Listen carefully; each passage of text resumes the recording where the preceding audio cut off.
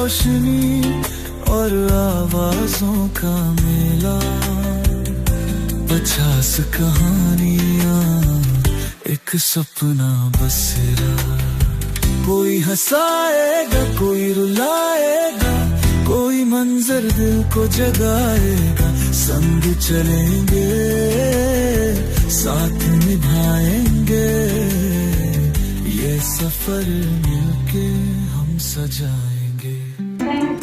कहानियों की बात कि खुशियों पर मौज की रवानी रहेगी, जिंदगी में कोई ना कोई कहानी रहेगी। और जैसा कि मैंने इससे पहले भी कहा था कि संतोष आनंद जी ने तो बहुत पहले लिख दिया था, जिंदगी और कुछ भी नहीं, तेरी मेरी कहानी है। तो कहानी के बिना तो जिंदगी भी पूरी नहीं होती। अच्छा, जिंदगी जब तक है तब तक कोई ना कोई रिश्ता जरूर होना चाहिए जिंदगी में। बिना किसी रिश्ते के जिंदगी चलाना या जिंदगी के साथ चल पाना बड़ा मुश्किल हो जाता है। माता पिता है, भाई बहन है, पति पत्नी है, आपके बच्चे हैं। अगर ये रिश्ते नहीं है तो आपके दोस्त हैं, आपके कलीग्स हैं। ये सारे रिश्ते बहुत खास होते हैं। पर तब क्या हो जब इनमें से कोई भी ना हो, इंसान एकदम अकेला हो जाए। कभी कभी ऐसा भी होता है और तब एक बड़ी इंटरेस्टिंग सिचुएशन बनती है। एक ऐसा रिश्ता बनता है जो मैं आपको बिल्कुल नहीं बताऊंगी, बताएगी वो कहानी जो आपके सामने आने वाली है, ज्योत्सना सिंह जी की लिखी हुई कहानी शेखावत जी का प्यारा। तो आइए कहानी की ओर चलते हैं। कहानी की बात करते हैं।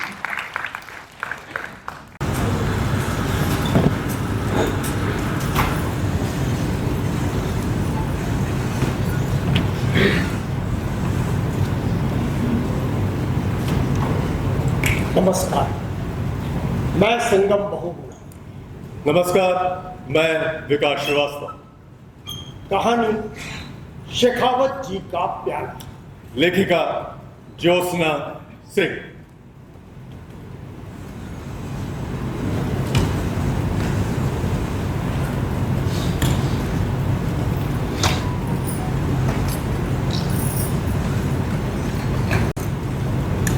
जिंदगी का सफर है कैसा सफर, कोई समझा नहीं, कोई जाना नहीं।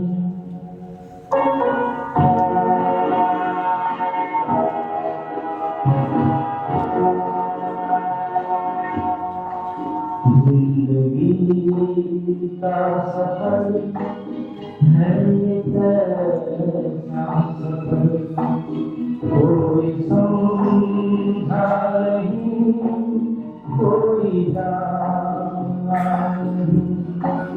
है कैसी नजर चलते हैं सब मगर, कोई समझा नहीं, कोई जाना नहीं। शेखावत जी अपने चिंतन मनन में लगे थे कि एक आवाज आई। क्या हुआ शेखावत जी? शेखावत जी ने उसे कोई तवज्जो नहीं और अपने पकड़ लिया। आवाज ने अपना स्वर कुछ और तेज किया। सुनिए, आप बोलते क्यों नहीं? मौन अभी भी कायम रहा, लेकिन आवाज ने हिम्मत दिया और खुद को थोड़ा सा और बुलंद किया। अजी जनाब, क्या हुआ? कुछ बोलते क्यों नहीं? किस बात पर चेहरे की रंगत बिगड़ी हुई है? देखिए, बोल भी दीजिए, नहीं तो बार बार की ठहाएं सुने शेखावत जी का चिंतन भंग। उन्होंने देखा तो बड़ी बदरंग प्यारा उन्हें देखकर मुस्कुरा रहा था। मुंह फेर कर शेखावत जी ने बैल्कनी के बाहर देखना शुरू किया ही था, फिर वही आवाज। मेरे हुजूर, क्या नाराजगी है? आज कुछ उदास लग रहे हैं। क्या कुछ हुआ है? देखिए, बता दीजिए। जब कोई जवाब न मिला तब आवाज ने भी मौन कर लिया, किंतु थोड़ी ही देर बाद फिर गुनगुनाने लगा। आपके चुप्पी से तो मेरा तो दिल फटा जाता है। शेखावत जी उसे नजरअंदाज करते हुए कमरे में चहलकदमी करने लगे। ये देखकर वो फिर बोल उठा। चाहिए फिर घूमिए क्यों ही बेवजह? वैसे क्या आज चाय नहीं पीनी है? उसे सुनते हुए शेखावत जी ने अपना मौन भंग करते हुए उससे कहा, क्या है? क्यों मुझे परेशान कर रहे हो? एक पल के लिए सोचने विचारने नहीं देते हो? क्या मैं तुम्हारा गुलाम हूं जो हर वक्त तुम्हारी बकबक बकबक सुनता रहो? गुलाम तो मैं भी नहीं हूँ। हाँ तो चुप कर। उनका ये रवैया देख आवाज भी मौन हो गई। थोड़ी देर कमरे में सन्नाटा गूंजता रहा। दिल के साफ सुथरे शेखावत जी ने अपना सिर खुजलाया और उसकी तरफ देखते हुए कहा, क्या हुआ रे? अब क्या तू नाराज हो गया मुझसे? आवाज ने अपना मौन यूं कायम रखा जैसे दफ्तर में साहब की खिड़की सुन करके बेचारा अंदर चाहता भी कुछ नहीं बोलता। हाँ, मगर उसके भीतर अब शब्दों का पूरा सफीहा रहता है। इस वक्त आवाज के भीतर न जाने कितने कड़वे शब्द बोल रहे हैं, पर उसने अपने क्रोध को चुप कर जामा पहना लिया। ये देख शेखावत जी ने उसे कुछ कहा। चला चलकर चाय बनाते हैं। हाँ। आवाज के दिल में गुदगुदी हुई, किंतु किसी शातिर खिलाड़ी की तरह उसने खुद को रोका और गुदगुदाने लगा। मुझे क्या पड़ी? मैं ही बेवकूफ हूँ जो इनके पीछे लगा रहता हूँ। ठीक ही कहते हैं भी फकीर कि बिना हेड का माना हो माटी बोल बिकाए। अब से मैं भी थोड़ी सी ऐड रखूंगा तभी इज्जत मिलेगी। हाँ नहीं तो शेखावत जी समझ गए कि इसने आज की फटकार को दिल पर ले लिया है। उन्होंने अपनी आवाज में थोड़ी सी बिजली बोली और उसे पुकारा। ए मेरे प्यारे प्याले, हाँ चल चलकर चाय बनाते हैं। देख यार सिर में दर्द बहुत हो रहा है और चाय की तलब भी बड़ी लगी है। हाँ चाय बनाते हैं आज। इस बार प्याले की आवाज ने नई खनक को अपनाया और एक मनोहारी नारी की तरह वो ठुनक उठी। तुम्हारे तो सारा मेरी प्यारे से था और तुम होगी जब तो मुझे झुड़क देते हो। सोचो कि तू सभी मेरा कहीं टूट गया तो क्या होगा? उसके नखरे और अदा पर मोहित होते हुए शेख साहब गुनगुना उठे। ऐसे रूठा ना करो, बात नजरों की सुनो, ऐसे रूठा ना करो। प्याला भी कहाँ चुप रहने वाला था, अरे उसने भी सुर में लाया। हम न भूलेंगे कभी तुम सताया न करो, हम न भूलेंगे कभी। शेख साहब ने भी जवाबी गीत पेश किया। तुम रूठे रहो मैं मनाता रहूं, तुम रूठे रहो मैं मनाता रहूं, इन अदाओं पे और प्यार आता है, इन अदाओं पे और प्यार आता है। मुस्कुराहट में बेवजह के गुस्से को मिलाते हुए प्यारे ने कहा, थोड़े शिकवे भी हो कुछ शिकायत भी हो, थोड़े शिकवे भी हो कुछ शिकायत भी हो, कि मजा जीने का और भी आता है, मजा जीने का और भी आता है। ये जवाबी गीत माला चली बनती किसी बीच शेखावत जी की चाय बन गई। उन्होंने उस बदरंग प्याले में जैसे ही चाय उड़ेली से जी उठा। जब ये आवाज आई तो शेखावत जी हंसते हुए बोले, क्या हुआ? अब तक तो तू ही परेशान था, हैं? अब क्यों चीख निकल गई बच्चों? अरे मेरी जान तो क्या हुआ, तो जलन हुई। अब ये जलन तुम्हारी उम्र से लकड़ी कभी तो हो जाएगी मेरे प्यारे शेख जी। शेखावत जी ने प्याले के अगल बगल लगी चाय को टिश्यू पेपर से पोंछते हुए कहा, बड़ा शरारती है, जरा बातें तो सुनो इसकी। हैं? दिमाग पर आशिकी सवार है, लेकिन मैं इतना रसिया नहीं हूं और मेरी अब उम्र भी हो चली है, ये इश्क भी शोभा नहीं देता है मुझे। पता है उम्र का हवाला तो शेख जी मुझसे ज्यादा कोई नहीं जानता इस बात को। अब तुम ही बताओ बोला, क्या मैं उम्र की इस बात को नहीं सह रहा हूं? तुमसे ज्यादा बड़ा कौन जान सकता है मेरी उम्र को? शेख साहब थोड़ा सा गंभीर होकर प्याले को ध्यान दे और उम्र को लेकर बड़े शायराना अंदाज में प्याले से कह उठे, मेरे प्यारे, उम्र का बढ़ना तो दस्तूर है, इसे महसूस ना करो तो एहसास नहीं होता, किंतु सोचते ही सिर पे सवार हो जाती है। प्याले ने बड़े गौर से मुझे निहारा और अपनी दाई आंख दबाकर उन्हें छेड़ दिया। शेख साहब और उनका प्याला दोनों ही मुस्कुरा दिए। अब आप सब ये सोच रहे होंगे कि भला ये आवाज है क्या? तो मैं बता दूं कि जो शेख साहब की चाय का प्याला है वो उनसे बातें करता है। अरे मैं करे क्यों ना, उन दोनों का साथ जो इतना प्याला है। प्याला शेखावत जी के दिल के बहुत करीब है। अब आप इस समय विज्ञान मत तलाशने लगेगा प्लीज। ये विज्ञान की नहीं, मन के भावों की बातें हैं जो यूं ही भर हो गई। और वो भी क्यों? तो आखिरकार दोनों ही एक दूसरे की जरूरत जो है। फिर प्रेम की कोई भाषा तो होती नहीं, वो तो जड़ और चेतन दोनों में ही अपनी रफ्तार बातें करता है। इस बातचीत उसी विचारधारा की एक प्यारी सी कड़ी है जो शेखावत जी और उनके चाय के प्याले के बीच में चल रही है। तो आइए चलते हैं फिर से उन दोनों के पास। चाय की चुस्कियों के साथ प्याले ने फिर पूछना शुरू किया। शेख साहब सुनो तो शेख साहब। प्याले ने प्यारा सा सुना तो समझ गया कि इस वक्त इजाजत है कुछ भी पूछ लेने की। उसने अपने भीतर की गर्माहट को कायम रखते हुए पूछा, शेख जी बताइए तो बात क्या है? हाँ, बिना सुने तू मानेगा तो है नहीं। शेखावत जी ने प्यारे को सहलाते हुए प्यार भरी छुअन पाकर बदन प्यारे पर भी सुनहरी सी चमक आ गई और उसका रूप खिल गया। आखिर प्यार ने उस पर अपनी शोखी बिखेरी दी। शेखावत जी आगे बोले, आज शर्मा जी मिले थे, बहुत परेशान। उन्हें देखकर के दिल बहुत दुखी हुआ। क्यों, क्या हुआ? वो तो बहुत खुश थे और उनके बेटे की तो विदेश में नौकरी लगी थी। हाँ, लगी तो थी, किंतु क्या? उसका तो पैकेज भी ऊंचाइयों को छूता हुआ था। हाँ, पैकेज तो अच्छा ही था। जहां तक मुझे याद आता है, माता पिता दोनों ही काफी खुश हुआ करते थे। लेकिन ऐसा क्या हुआ? हाँ, ये तो सच है, मगर अब शर्मा जी से अपने बेटे की दूरी सही नहीं जाती।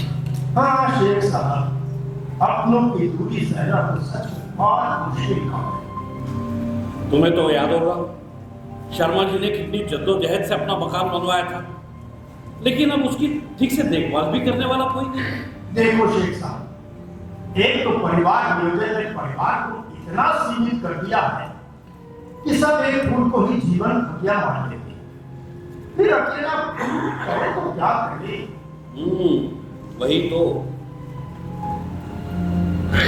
शर्मा जी की वाइफ 2-3 साल से चलने में असमर्थ होती, लेकिन अब तो उसने बिस्तर ही पकड़ ली।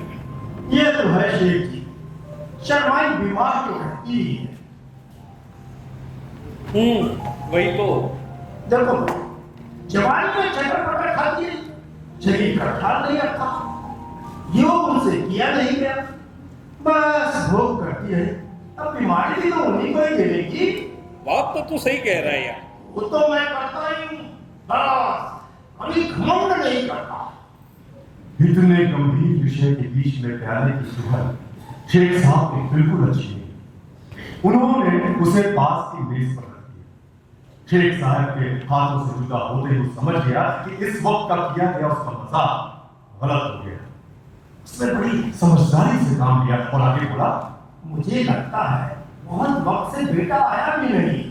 हाँ, पहले तो कभी कभार आ भी जाता था, लेकिन जब से उसको वहां की नागरिकता मिल गई है और वहीं की लड़की से ब्याह रचा लिया है, उसने इंडिया की तरफ मुंह करके छींका तक नहीं है। कहते हुए शेख साहब ने प्याले को फिर से थाम लिया और एक चुस्की चूहा करके भयभीत हुए बदरंग प्याले ने शेख साहब की बात को ध्यान से सुनते हुए थोड़ी सी राहत तब महसूस की जब उन्होंने उसे फिर से अपनी हथेलियों में कस लिया। खुशी हुई तो बदरंग प्याले ने फिर से अपना प्यार दिखाना शुरू कर दिया। अच्छा शेख साहब, अगर आपका हो गया तो मैं बोलूं? हाँ भाई बोलिए, आपका सुनना तो मेरे लिए निहायत जरूरी है, वरना मेरा जीना हराम ना हो जाएगा। शेखावत जी ने व्यंग्यात्मक लहजे में कहा तो प्यारे ने भी थोड़ा इतराते हुए कहा, शेख साहब, अब आप एक बात सोचो, इसमें गलती तो सारी की सारी शर्मा जी की ही है। वो कैसे?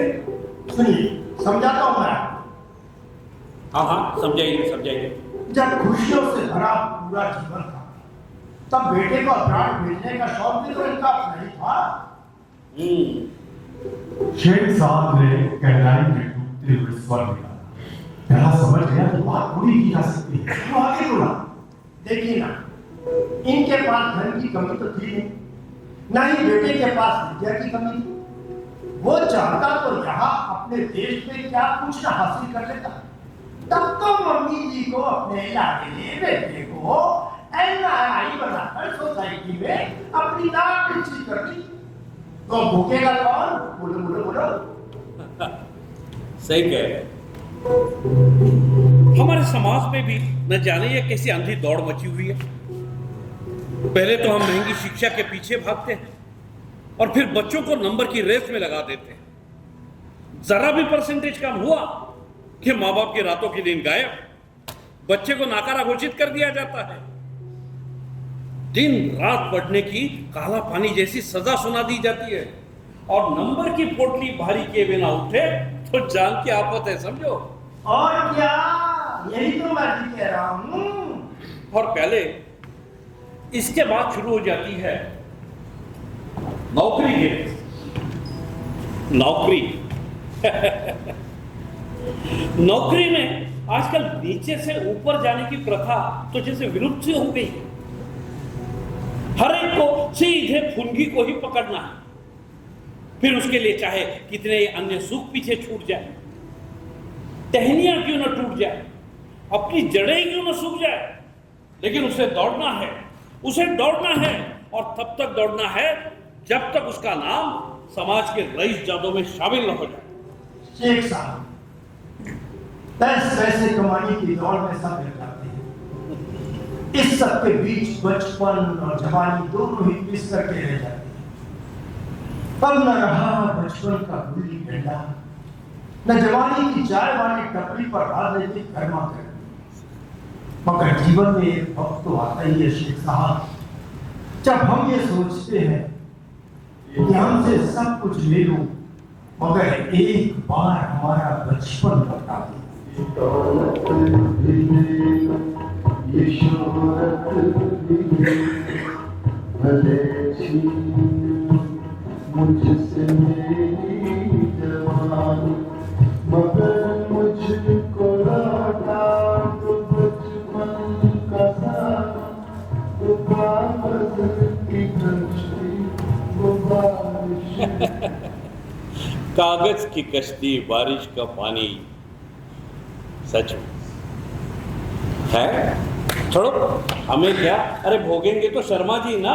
समर्थन पाके प्याला थोड़ा सा अकड़ा ही था कि तब चाय खत्म हो गई। शेखावत जी ने प्याले को उठाकर सिंक में जैसे ही रखा, प्याला फिर बोल उठा।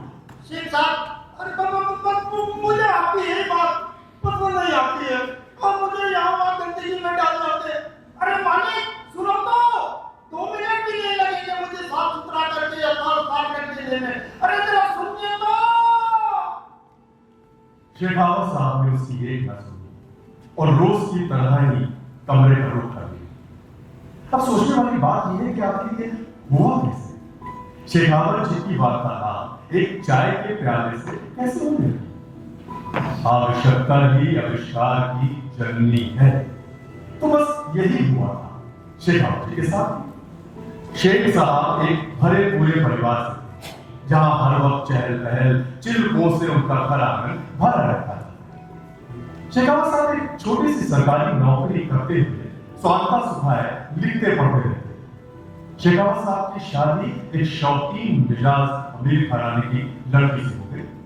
ये भी उनकी किस्मत की ही बात थी कि धन से भरी पूरी ससुराल के वो इकलौते दामाद होने का दर्जा उन्हें हासिल था।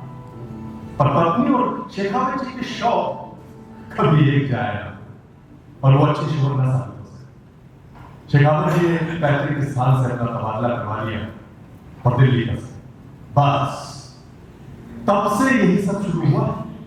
दिल्ली में शेखावत साहब के टूटे मन ने अपना एकांतवास शुरू किया और सबसे कट कर रहे।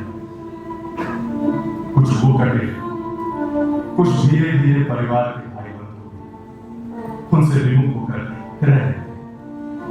शेखावत जी की भी अपने मन में रंग दे गए और उनसे सबका साथ छूटता गया। जब घर में सूनापन बस रहा तब ये प्याला शेख साहब का हमनवाज था। जब शेख साहब राजस्थान से दिल्ली रहने आए थे तब गृहस्थी के नाम पर यहाँ कुछ भी नहीं था। धीरे धीरे जरूरतों के एक छोटी मोटी गृहस्थी का रूप ले लिया।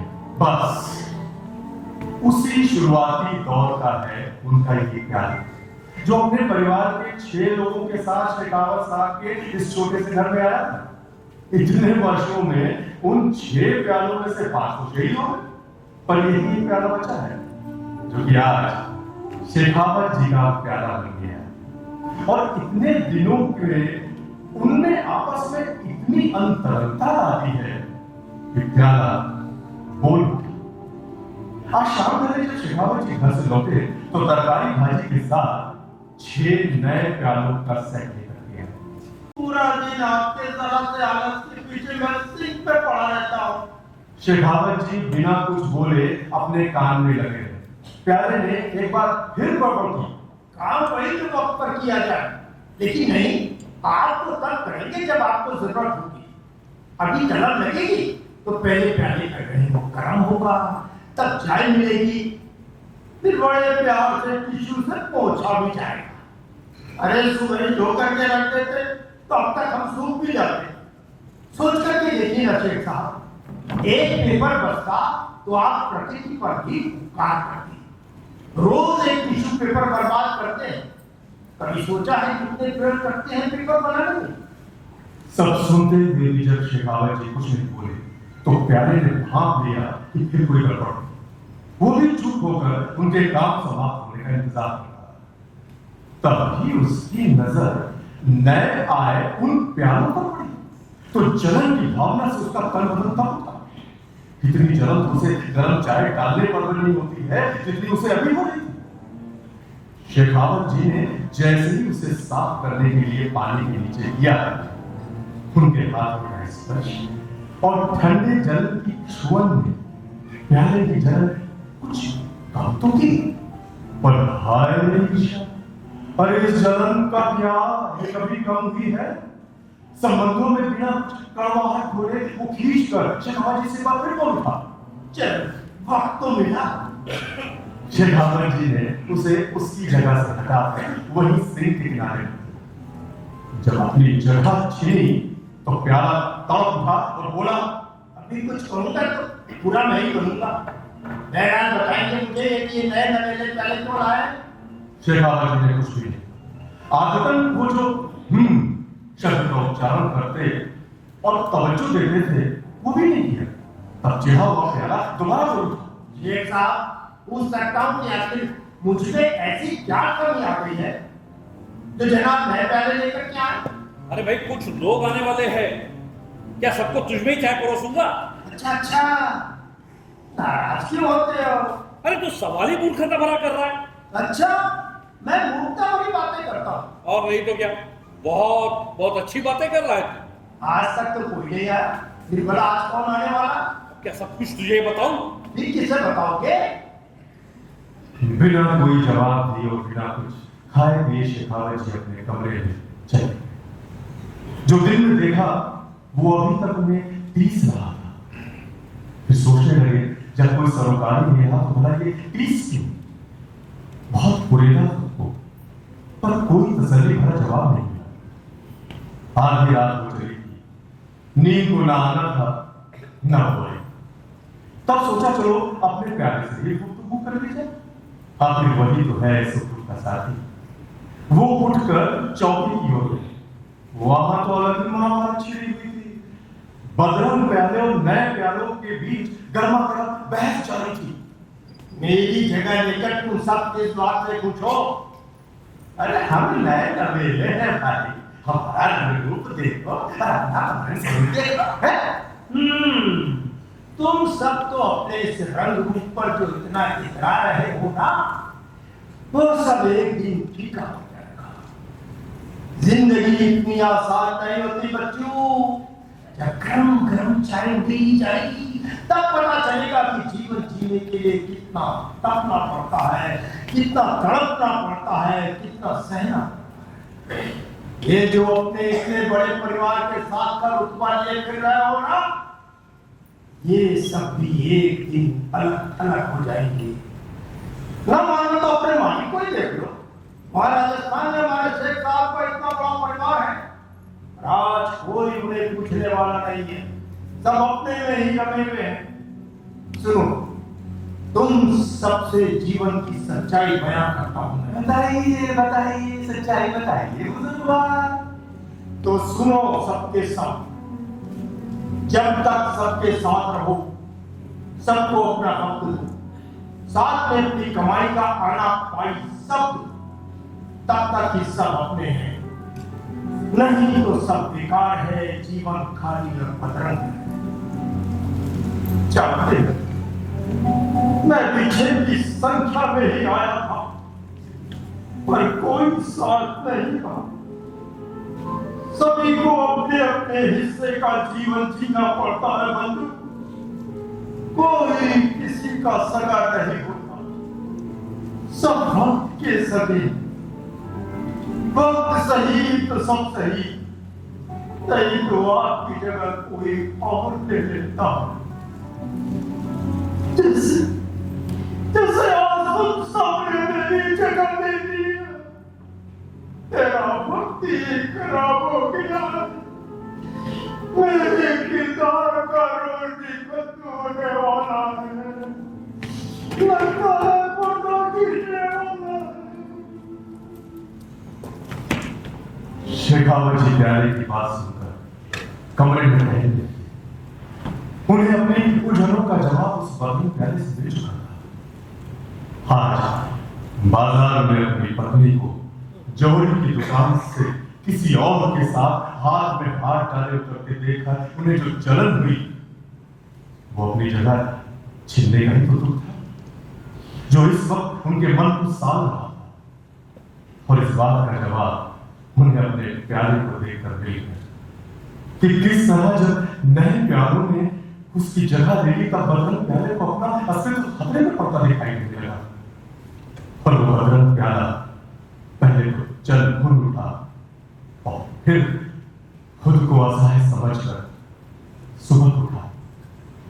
इस वक्त यही हाल तो उनका अपना भी हो रहा, अपनी जिम्मेदारियों से विमुख हो पलायन वाली जीवन जीना उनका अपना फैसला। फिर आज राह में अपनी पत्नी को किसी और के साथ देखकर उन्हें जलन क्यों हो रही थी? जब कोई सरोकार ही नहीं था तो फिर इंतजार कैसा? मिलने कोई क्यों आएगा अपना?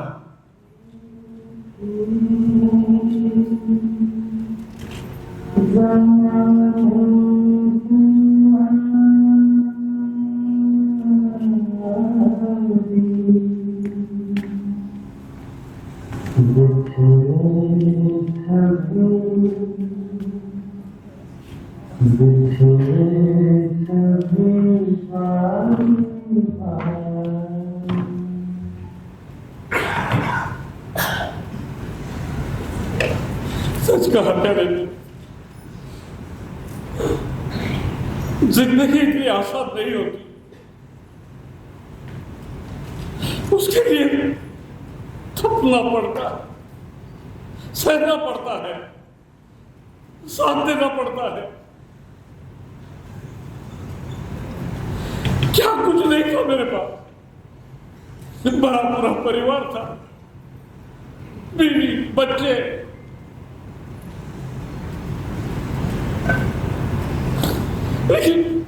लेकिन मेरी पलायनवादी सोच ने सब कुछ बिखर गया।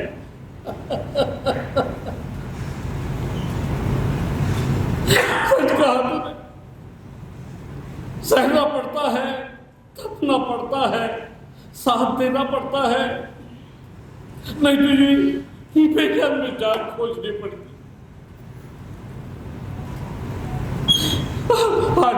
आज मुझे मेरी गलतियों का एहसास हुआ। Thank you very much. Thank you की कोई बात नहीं, अरे आप तो मेरी हमराज हो।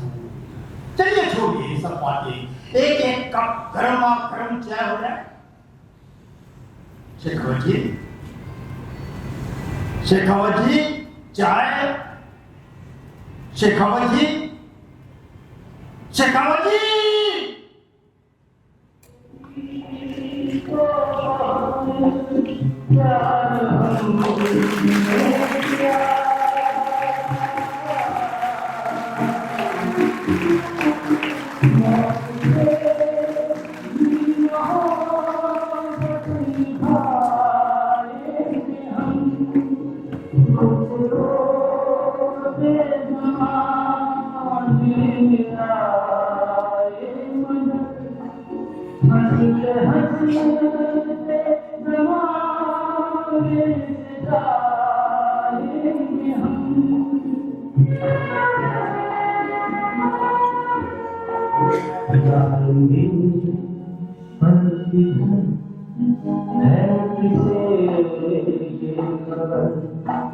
कोई समझा नहीं, कोई जाना नहीं।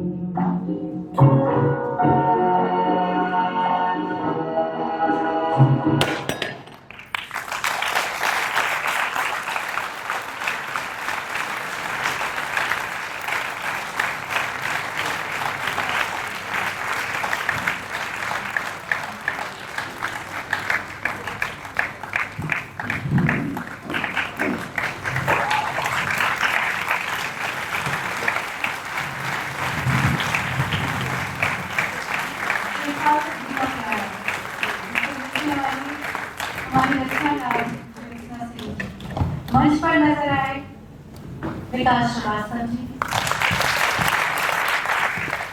शेखावत जी, संजय तेंदुलकर जी,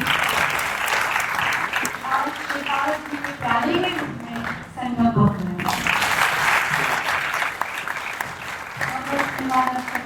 थैंक यू। और ज्योत्सना जी के बारे में वैसे तो बात होती रही है, लेकिन कुछ लोग होते हैं जिनके बारे में जितनी भी बात की जाए वो कम है। ऐसी ही हमारी लेखिकाएं जिनकी कहानियों का मंचन हो रहा है मंचन के जरिए आज इस पड़ाव का इस सफर का अंतिम पड़ाव है। ज्योत्सना जी के बारे में आपसे कुछ बताऊं तो परास्नातक हिंदी उपलब्धि क्या है, बहुत सारी है। देश विदेश की कई प्रतिष्ठित पत्र पत्रिकाओं में रचनाएं प्रकाशित हुई हैं। रेडियो अमेरिका से कई बार कहानियों का प्रसारण हो चुका है। टीवी इंडिया वॉच चैनल से काव्य पाठ कर चुकी हैं। दूरदर्शन लखनऊ से साक्षात्कार का प्रसारण हो चुका है। आकाशवाणी लखनऊ व आकाशवाणी बरेली से कई बार कथा वाचन का प्रसारण हुआ है। राधा पॉडकास्ट पर कई कहानियों का वाचन हो चुका है। एक लघु कथा संग्रह सारंगा और उपन्यास पन्नी का प्रकाशन। सम्मान की बात करूं तो शारदीय सम्मान, विश्व हिंदी रचनाकार मंच से काव्य अमृत सम्मान, केजी साहित्य सम्मान से साहित्य सारथी सम्मान, और इसके साथ ही साथ हम सभी पढ़ने वालों का बहुत सारा प्यार, बहुत सारा स्नेह ज्योत्सना जी। और बात स्नेह की, प्यार की, सम्मान की चली है तो अब वक्त इस बात का है कि कुछ प्रतीक ऐसे हैं जो हमारे सम्मान और हमारे स्नेह से भरे हुए हैं, जो हम अपने कुछ विशिष्ट लोगों को देना चाहते हैं, पहुंचाना चाहते हैं। तो मैं मंच पर बुलाना चाहूंगी अशोक सर, अगर यहाँ पर हैं, अशोक सिन्हा सर, कृपया मंच पर आए। आप मदद करें हमारे मेहमान को मंच तक लाने में। सोम गांगुली कृपया मदद करें। श्रीमती निवेदिता सिंघल जी, श्रीमती रेणु बहुगुणा जी, और अनूप सर से मेरी गुजारिश है कि कृपया मंच पर आए। अनूप चंद्र पांडे जी, उनके हाथों आज ये सम्मान किया जाएगा तो और भी ज्यादा अच्छा रहेगा हमारे लिए, और भी ज्यादा सम्मान की भावना।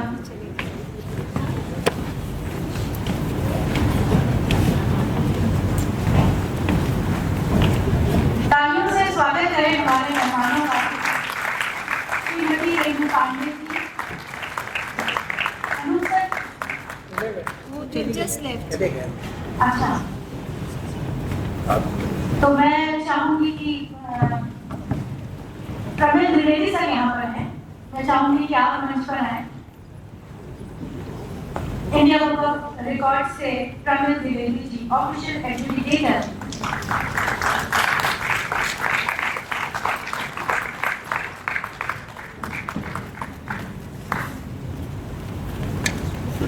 Shrimati Renu Pandey ji. She's not here. अच्छा, she is not here. Okay. Then Shrimati Nivedita Singar ji. Mukul Singhal ji की पत्नी हैं और मुकुल सिंघल जी मंच कृति के संरक्षक हैं। श्रीमती रेणु बहुगुणा जी। सरनेम आपको बहुत कुछ बता देगा शायद, तो थोड़ी तालियां और कर लीजिए।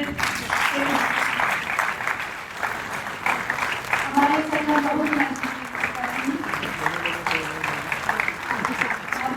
और अकाली और उन कलाकारों की भी जो मंचकृति से जुड़े, जिन्होंने अपना योगदान निरंतर 17 दिनों में नहीं बल्कि उन 35 वर्षों में दिया है, जब निरंतरता की बात होती है और सहयोग की बात होती है। मैं बुलाना चाहूंगी भानु प्रकाश पांडे जी को। मैम, आपका बहुत बहुत धन्यवाद। तो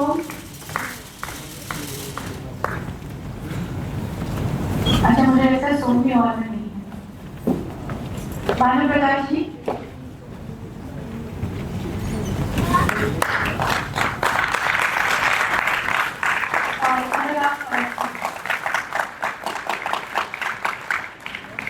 अनुराग अवस्थी के आज भी बहुत सारे दोस्त आए लग रहा है, बहुत जोर से तालियां बजती हैं अनुराग।